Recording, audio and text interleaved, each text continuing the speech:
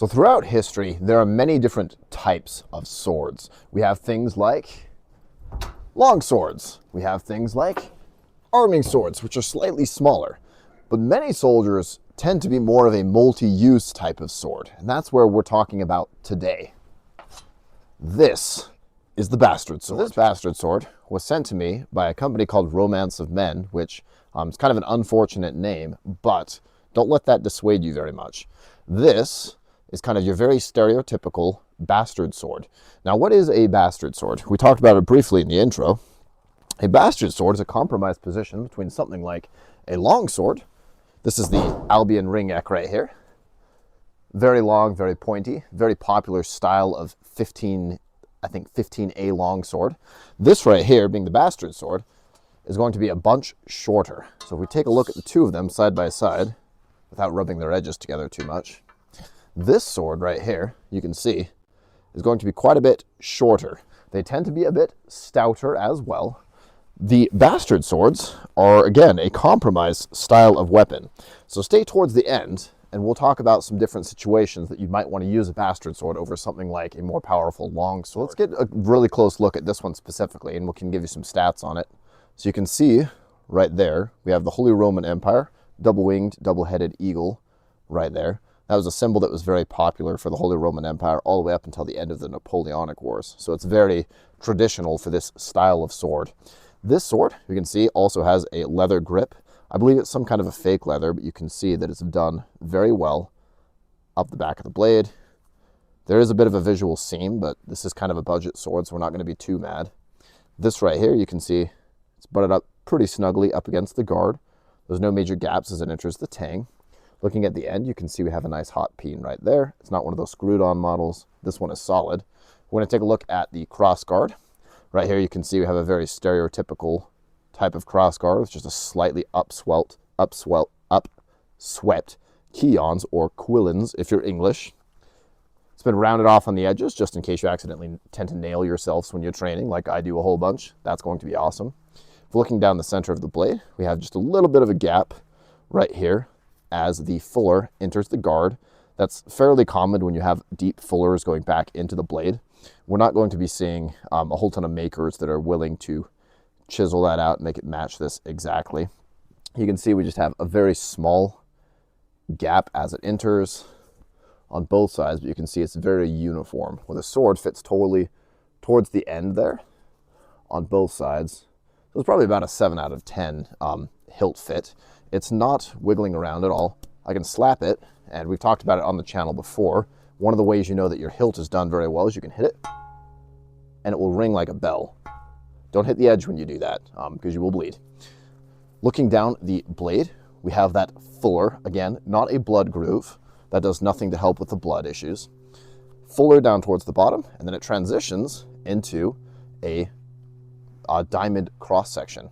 Now, the diamond cross section is very, very familiar to anyone who's used to fighting in armor. This diamond cross section continues all the way up towards the end of the point. Now, why might they choose to go with a fuller down here and then transition to a diamond? And I have a couple of theories. So this being a combination weapon, we need it to be able to do everything that any sword can do within reason. So compromising, if we're cutting, having that out that direction, having your fuller, means that you can have a wider blade while still maintaining that thinness in the blade. It removes and rigidizes the blade so that we can cut with it. As we transition to more of the thrusty parts of the blade, we can see that it transitions into that diamond cross section. And if you look down there, if we're talking just basic mechanical advantage, when we're stabbing into something stiff, fighting against a triangle is going to be a lot stiffer going into somebody than fighting against a I-beam shaped shape. That's one of the reasons that we see I-beams being horizontal in buildings and triangles being more of the vertical supports. So it really depends on what you're trying to do. So what this sword is trying to do is it's trying to be a compromise between the cutty potential down there and then the thrusty potential down there, because we want a sword that's going to be going against all types of opponents in all situations. So what are the reasons that we as a medieval soldier would choose something like a bastard sword against something that's like a long sword, something that's going to be more specialized for fighting armored opponents, perhaps? So let's consider our options here really quick. One of the advantages of a bastard sword is it can be shorter. Because we're trying to make a compromise between two things, having an extra long one is not going to be helping you. So if I am used to fighting with an arming sword as well, this sword is going to feel very familiar to me in my hand. I can cut, I can whip it around, I can cut. It's not going to feel too dissimilar to what you're used to. And if I'm feeling like I need a bit more power, or I'm fighting an opponent who perhaps is being very strong on my blade, because it's a bastard sword, I can actually choke up and grip that. You're going to slip a little bit over the pommel, but now I have so much more power and a bunch more options. And even though it's a shorter sword, I can still do all of the things that a normal longsword can do. I can cut, I can cut, I can cut, I can thrust, I can cut. I can do all kinds of different things that a typical longsword wouldn't be able to do. I'll show you an example of a few. So let's imagine for a sec that I am back in medieval times. I am wearing just a typical garb of somebody that's walking about town. Let's talk 1300. I am walking around. I'm just your normal average citizen on his way to work or to my farm or whatever it would be. Because I have a shorter sword, wearing a buckler on the hilt of my sword doesn't affect me too much.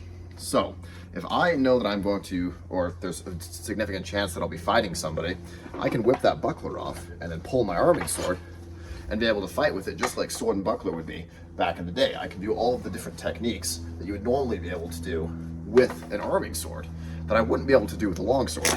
One of the reasons that we know we wouldn't be able to do that with a longsword, I'll go ahead and pull this out here really quick so you can see. The longsword, first of all, is substantially longer than your arming sword would be. So I have to pull it much further to get it out.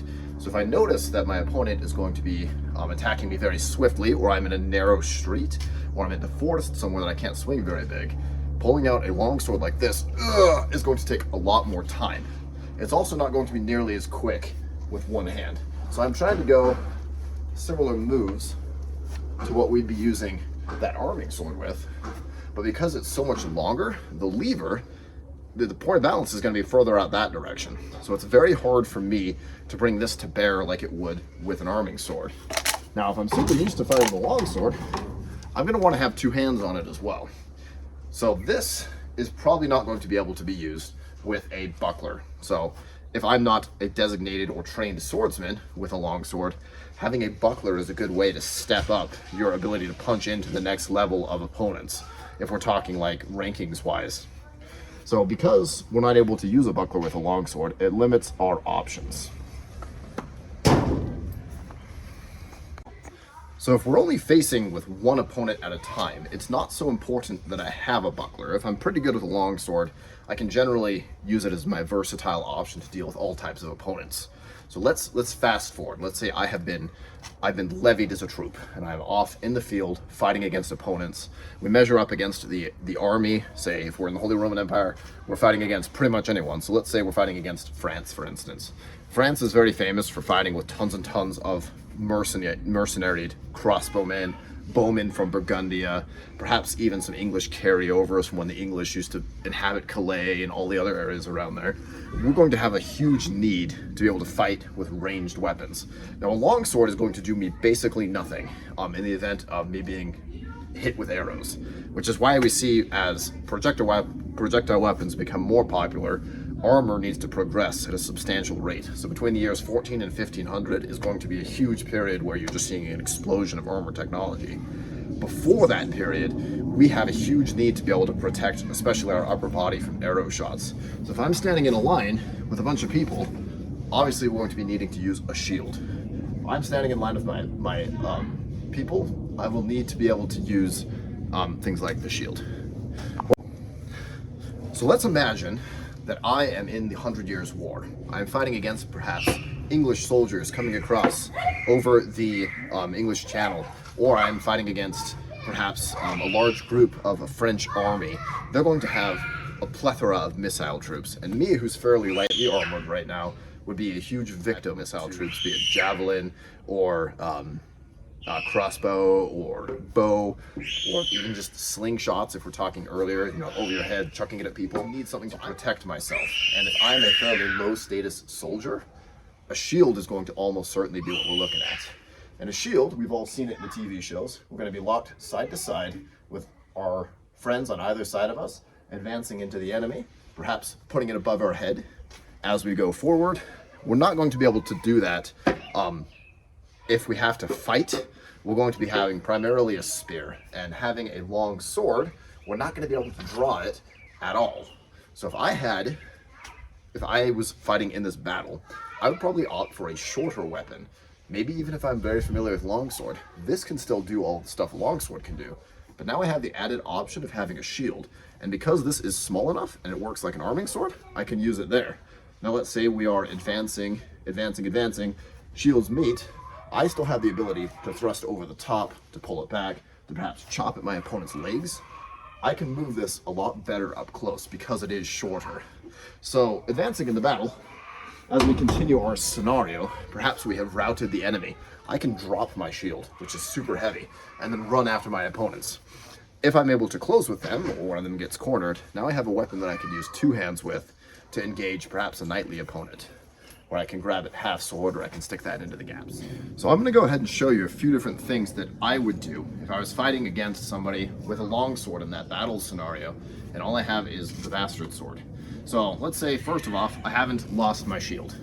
So this is my target area. This is center of mass of my opponent.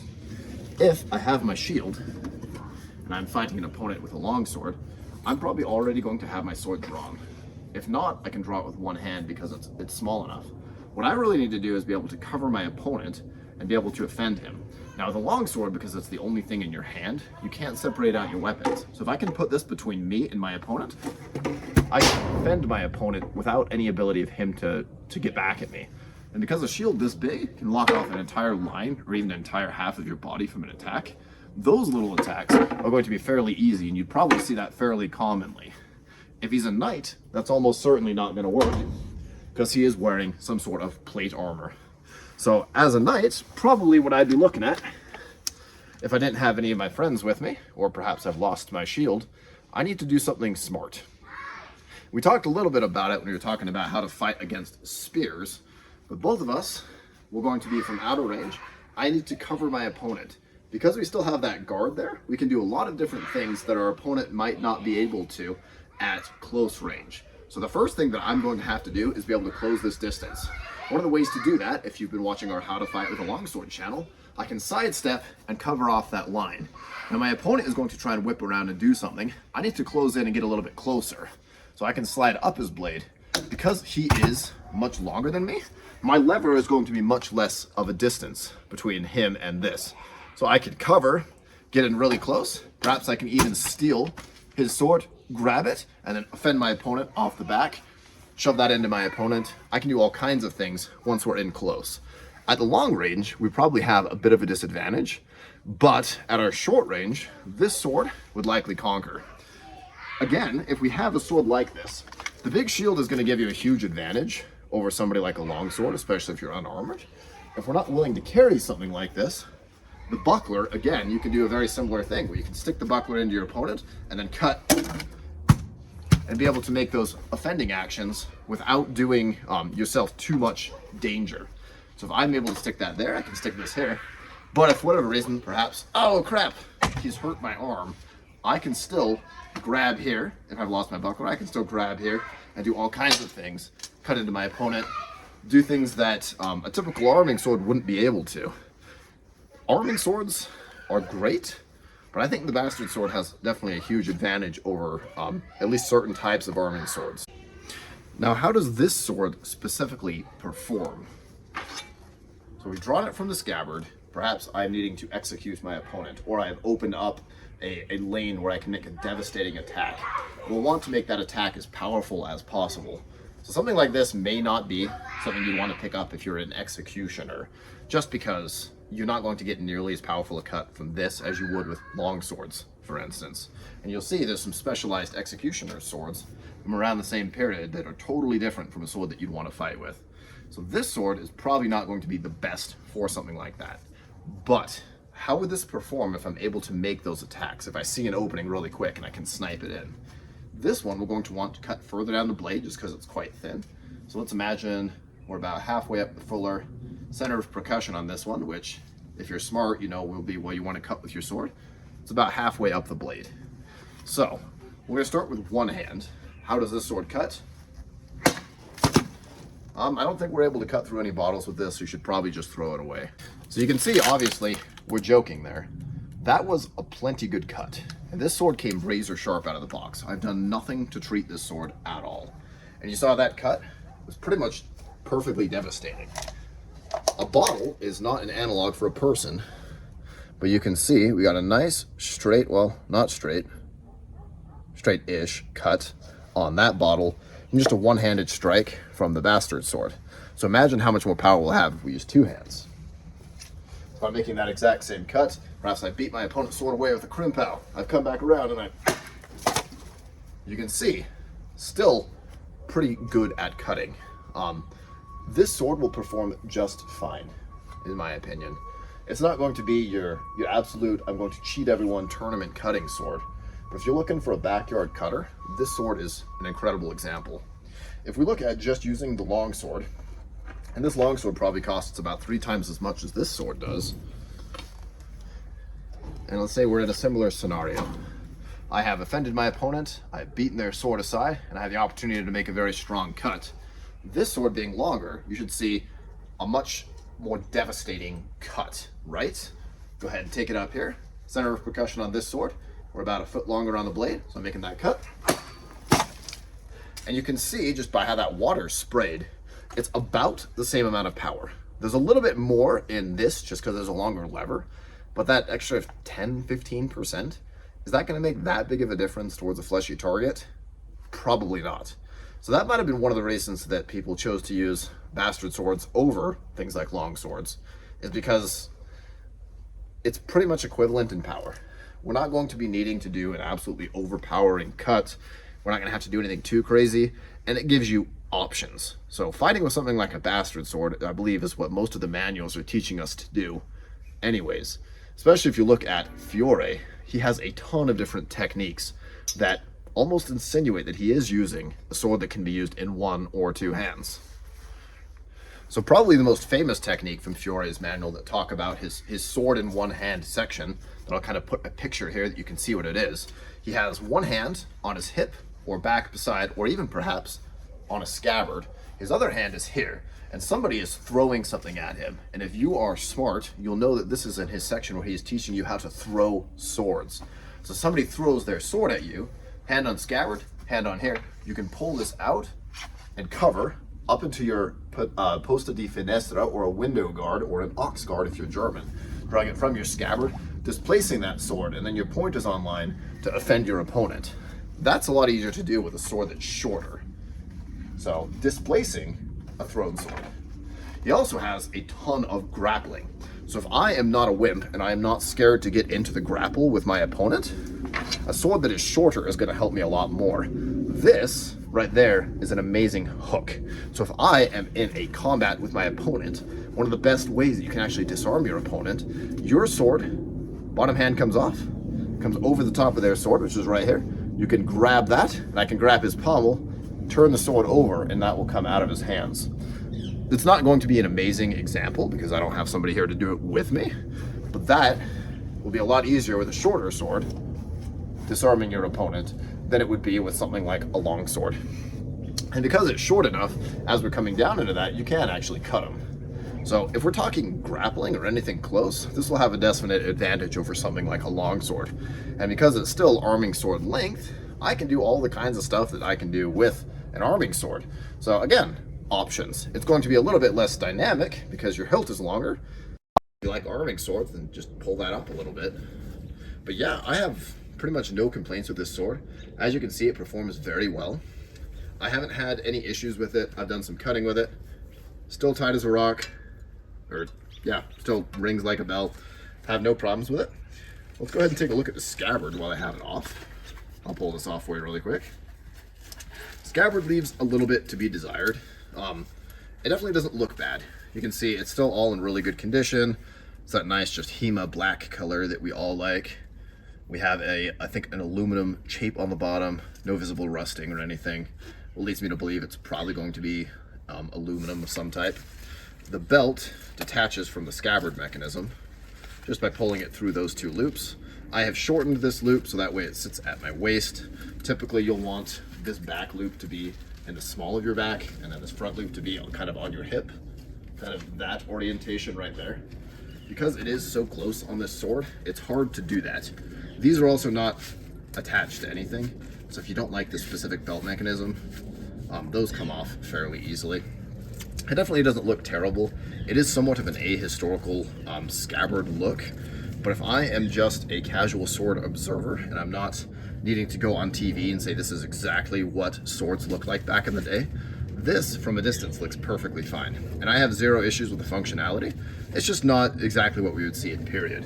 Now my longsword, on the other hand, which again costs around 3 times as much, you can see a more historical scabbard setup. We have a ring there and then a belt that goes around and attaches in a third spot right there to give you a very secure place to land it on. And I've walked around with this sword at Renaissance fairs and all kinds of things, and it stays fairly tight to your body, which is what you want with a scabbard. But again, this sword is like 3 times as much, so not even close to the amount of value that you're going to be getting out of something that's cheaper. So if I am a casual sword observer, or I am just interested in the pure functionality of the piece, I have zero complaints with this sword. Zero complaints at all. Everything about it is beautiful, it's wonderful, it's affordable, which is a huge deal, especially in today's economy where 99% of sword users or sword enjoyers aren't going to have the kind of investment that some people like me can put into our swords. This right here is the scabbard. If we're looking down the center, you can see it is wood lined, which is a huge improvement over just like a floppy leather that you'll get from most budget swords. You also have 2 pieces of leather. I'm gonna see if I can pull it back so you can see. 2 pieces of leather on the inside there, which I think is a really nice piece. I'm not sure if there's any historicity involved in those leather pieces on the inside of the scabbard shape, but those leather pieces help to avoid a lot of scuffing that will come from your blade as you're whipping it in and out of your scabbard, trying to be cool, filming YouTube videos. So that is definitely a plus. These little bits right here, this is a rain cover, because we definitely don't want any water getting down into there, because there's examples in history, some stories where some soldiers hadn't been maintaining their swords very well, and I'm thinking specifically Napoleonic era, and water had gotten into this and their swords would actually rust to the scabbard. So when it came time when they had to pull it out and get into an engagement, their sabers would get stuck on the inside. So this rain flap is to help avoid unnecessary casualties. Also, because if, for instance, we're going back to our scenario and I'm a low status soldier, I'm probably not going to have the same amount of skill necessary to maintain my blades as someone like a knight would. And if you are a knight, even a well-stationed knight, you'll even pay people to do it perfectly. So having just these little rain flaps are kind of a compromise to get past that. But yeah, I have no issues with that. You can hear there's no problems. If you listen to it, you can almost hear your ancestors saying you should do HEMA. Very strange. But yeah, overall, I have zero complaints with the sword. If you want something that's very interesting to practice HEMA moves on with a sharp, or if you want something to do some backyard cutting, perhaps you're not the strongest person or you haven't been doing a ton of longsword for a long time, this is an amazing opportunity to get into a sword that cuts fairly well, is fairly cheap, and looks fairly good. You can store that on your shelf. It's not going to come out. It's not going to injure your poor cute daughter. That hanging over a mantelpiece is definitely a conversation starter, and you'd get the same kind of reception from somebody who doesn't know anything about swords. If you showed them something like this versus something like this, they'd probably not have too much to say about either one. Which one is worth more? So just looking at the sword, I have no problems. So thanks for watching to the end. We're getting up there in our watch time, so we're getting really close to monetization. I'm hoping that we can get there by the end of the year. That's one of our goals, because I'd love to be able to come to more HEMA events, come meet more of you guys. I'd also like to be able to acquire more swords, so that way you guys can have an honest review about some swords that maybe I wouldn't buy if I was on a budget. So yeah, let me know if there's any swords that you guys want to see or any makers that you'd like to be featured on the channel. And I'd love to bring them in and we can talk to them and see if we can work out a deal, get some swords over here. And if any of you guys are ever in town, come say hi. I'd love to let you guys swing around the swords and